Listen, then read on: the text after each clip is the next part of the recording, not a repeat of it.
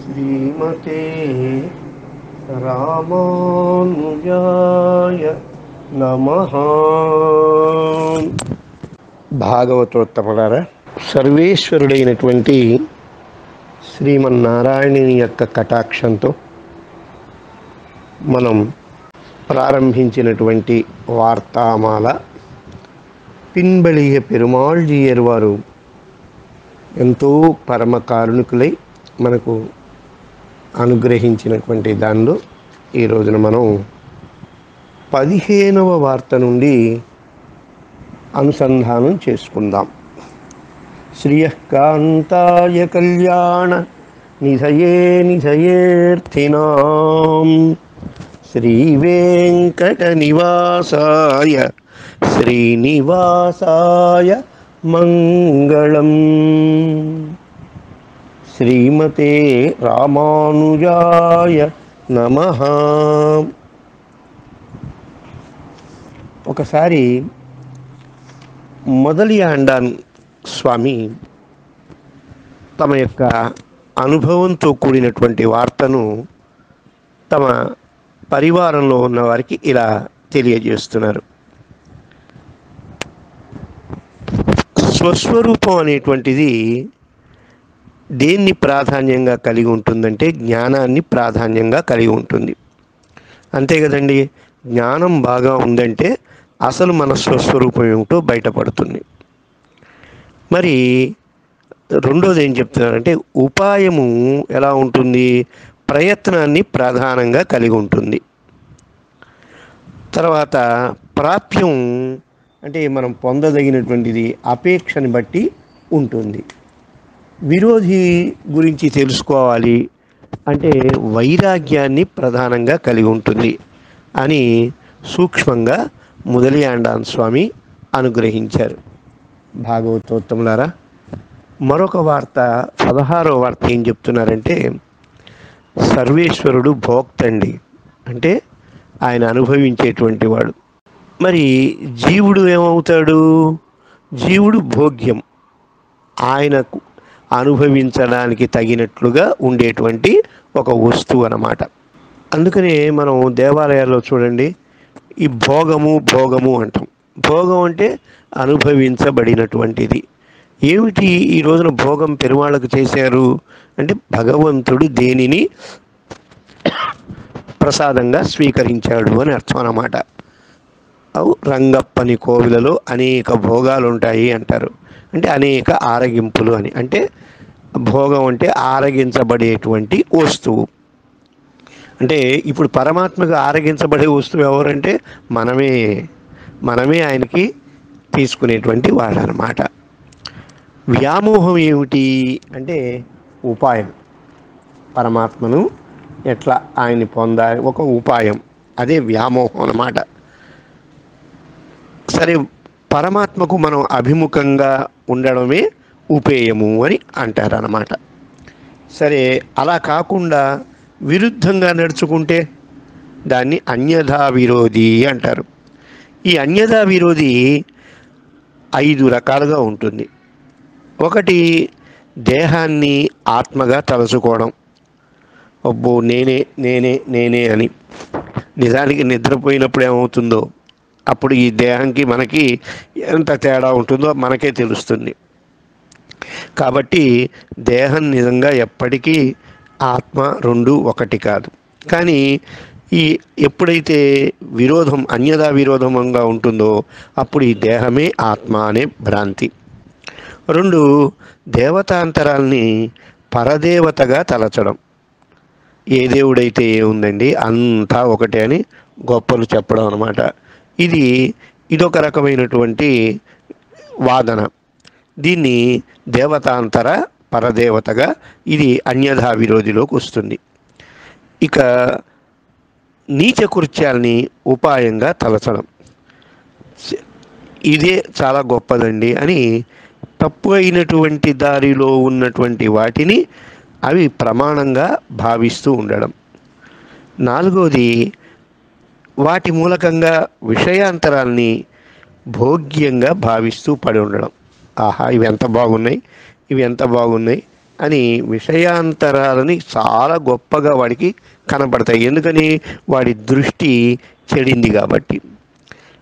ఇక కనపడినటువంటి ప్రతి వారిని కూడా, ఐదవదండి, చేతనులందరినీ కూడా తనకు విరోధులుగా భావిస్తూ ఉండడం. అందరినీ కూడా వీరు నాకు విరోధి, వారు నాకు విరోధి, ఇది నాకు పడదు, అది ఇది అని ఇలా కనపడినటువంటి వారందరితో కూడా తగాదా పెట్టుకోవడం అన్నమాట. ఇది చాలా విచిత్రంగా కూడా ఉంటుంది.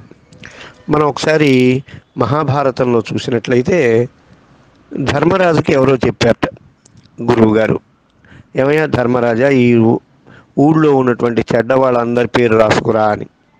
ధర్మరాజు వెళ్ళాడు, వట్టి పేపర్ పట్టుకొచ్చాడు, ఎవ్వరూ లేరండి, అంతా బాగున్నారు అని. అదే దుర్యోధనుడిని పంపించారు, మంచి వాళ్ళ పేరు రాసుకురావయ్యా అని. ఆయనకి మంచి వాళ్ళు ఎవ్వరూ కనపడలేదని ఆయన చెప్పాడు. కారణం ఏమిటి ఇక్కడ ఇద్దరికి అంటే వారి యొక్క దృష్టి తేడా అన్నమాట. వాడికి చేతలందరూ కూడా దుర్మార్గులుగా కనపడుతూ ఉండడం చేత మంచివాడు ఎవ్వరూ లేరని ఆ దుర్యోధనుడు పట్టుకొచ్చాడు. ధర్మరాజు అలా చేయలేదు. ఆయన దృష్టి చక్కగా ఉండడం చేత అందరూ బాగున్నారు కాబట్టి నాకు ఎవ్వరూ కూడా చెడ్డవాళ్ళు కనపడలేదు అని చెప్పారు. భాగవతోత్తములారా, ఈ వార్తలో మరొక విషయాన్ని తెలియజేస్తున్నారు. ఈ విరోధాలు స్వరూప విరోధి అని, ఉపాయ విరోధి అని, ఉపేయ విరోధి అని 3 రకాలుగా ఉంటుంది. దేహాత్మ అభిమానము, అన్యశేషత్వము, స్వస్వాతంత్రం అనేటువంటివి ఈ 3 కూడా స్వరూపానికి విరోధులు తెలుసుకున్నాం. అది ఇక అలా కాదు, నాకు వేరే రక్షకులు ఉన్నారు, రక్షకాంతరము, ఇది కాకుండా ఈ మార్గం కాకుండా ఈ మార్గంలో వెళితే కనుక త్వరగా నాకు అన్నీ సిద్ధిస్తాయని సాధనాంతరాలు జోలికి పోవడం. సిద్ధంగా ఉన్నటువంటి మన ఇంటి దేవుణ్ణి వదిలిపెట్టి, మన కులదైవాన్ని వదిలిపెట్టి, మన ఆచార్యులు ఇచ్చినటువంటి మంత్రాన్ని వదిలిపెట్టి, సర్వేశ్వరుల మీద విశ్వాసం లేకుండా ఏం చేస్తూ ఉంటారు వాళ్ళు? మరొక దైవాన్ని, మరొక ఉపాయాల్ని స్వీకరిస్తుంటారు. ఏమండి ఈ రోజుల్లో ఏమోనండి, మా ఇంట్లో ఉన్నటువంటి దీనికంటే కూడా వారెవరో కొత్తగా ఏదో ఒక తాయెత్తు ఇస్తున్నారు, అది కనుక కట్టుకుంటే బ్రహ్మాండంగా ఉంటుంది, ఈ రోజు నుంచి నేను ఆ గురువు దగ్గరికి వెళ్ళిపోతాను అని భావిస్తూ ఉండడం. ఇక ఐశ్వర్య కైవల్యాల్ని స్వానుభవానికిగా భగవంతుని యొక్క సేవ చేయడానికి వీడు సిద్ధమవుతాడు. స్వామికి ఏదో చేస్తే కనుక చాలా బాగుంటుంది కాబట్టి చేస్తున్నాను అని ఇలా చేయడం వల్ల ఉపేయ విరోధం అవుతుంది. ఉపేయం అంటే స్వామి యొక్క శ్రీపాదాలు, వాటిని ఎలా విరోధం చేసుకుంటున్నాడు? కేవలం స్వార్థంతో నేను పూజిస్తాను, ఈ 40 రోజులు చేస్తే నాకేదో కలుగుతుంది అని ఒక రకమైనటువంటి స్వార్థ బుద్ధితో చేస్తే అది ఉపేయ విరోధం అని అంటారు.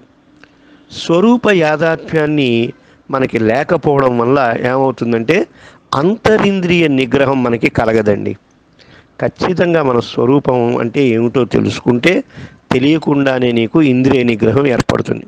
పెరుమాళ్ళు అంటే ఏమిటి, పెద్దలంటే ఏమిటి తెలుసుకున్నారనుకోండి, అప్పుడు నీ వాక్కు ఏమవుతుంది? అదుపులో ఉంటుంది. అది ఇంద్రియ నిగ్రహం వచ్చినట్లే. ఆలోచనలు కూడా పెరుమాళ్ళ సన్నిధిలో ఉన్నప్పుడు మనం ఇక్కడ ఉన్నాం బాబోయ్, ఆచార్య సన్నిధిలో ఉన్నామని క్షణక్షణం మీరు గుర్తు చేసుకుంటే మీ ఇంద్రియాలు మీకు తెలియకుండానే మీ వశమైపోతాయి. ఈ విషయాన్ని మనకి సుందరకాండలో ఆంజనేయ స్వామి భలే చమత్కారంగా చెప్తారు. ఆంజనేయ స్వామి లంకాపురంలో ఉన్నటువంటి ఆ స్త్రీల యొక్క అంతఃపురానికి వెళ్ళారు. వారు ఎలా ఉన్నారంటే కళ్ళు జిగేలుమనేట్లుగా, వాళ్ళ ఆభరణాలు కావచ్చు, పైగా వాళ్ళు తాగి మత్తెక్కి వాళ్ళు ఒంటిపై ఏమున్నది ఏమి లేదో తెలియకుండా పడి ఉన్నారట. అలాంటి వాళ్ళని చూసినప్పుడు ఆంజనేయ స్వామి అంటారు, నాకు ఏమాత్రం కూడా మనస్సు అదుపు తప్పడం లేదు. కారణం ఏమిటంటే నా ఇంద్రియాలు కూడా నా అదుపులో ఉన్నాయి. మనోహి హేతు సర్వేషాం ఇంద్రియాణం ప్రవర్తనే. మన చేతులు కాళ్ళు మన ఆలోచనను బట్టి ఉంటాయండి. పైకి లేవాలంటే అవి లేస్తాయి, కూర్చోవాలంటే కూర్చుంటాయి. కాబట్టి అన్నీ నా అదుపులో ఉండడం చేత ఈ రావణాసురుని అంతఃపురంలో చూసిన భోగ భాగ్యాలకు కానీ స్త్రీల సౌందర్యాలకు కానీ నా మనస్సు చెదరడము లేదు లేదు అని, అందువల్లనే ఆయన మనోజవం అనేటువంటి పేరును కూడా పొందారు కదా, దాన్ని చెప్తున్నారు. కాబట్టి ఎప్పుడైతే మనకి ఆ పరమాత్మ యొక్క విషయంలో యాదాత్మ్య జ్ఞానం లేదనుకోండి స్వరూపంలో, అప్పుడు అంతర్నిగ్రహం మనకి కలగదు. విరోధి అయినటువంటి వాటి విషయంలో యాదాత్మ్య జ్ఞానం గనక కలగలేకపోతే భయం కూడా పాపం మీద మనకి కలగదు. ఎక్కడ పడితే అక్కడ ఏది పడితే అది మాట్లాడేస్తాం, ఏది పడితే అది చేయడానికి కూడా వెనకాడం. చూసారా? అలానే ఉపాయ యాదాత్మ్యం లేదనుకోండి దృఢ నిశ్చయం కూడా మనకి కలగదు. అసలు ఏమిటి, మనం ఏది ఉపాయంగా పట్టుకున్నాం? పరమాత్మ యొక్క పాదాలు కదా. అలాంటి సమయంలో దాని మీద సరైన గురి లేదనుకోండి దృఢ నిశ్చయం మనకి కలగదు.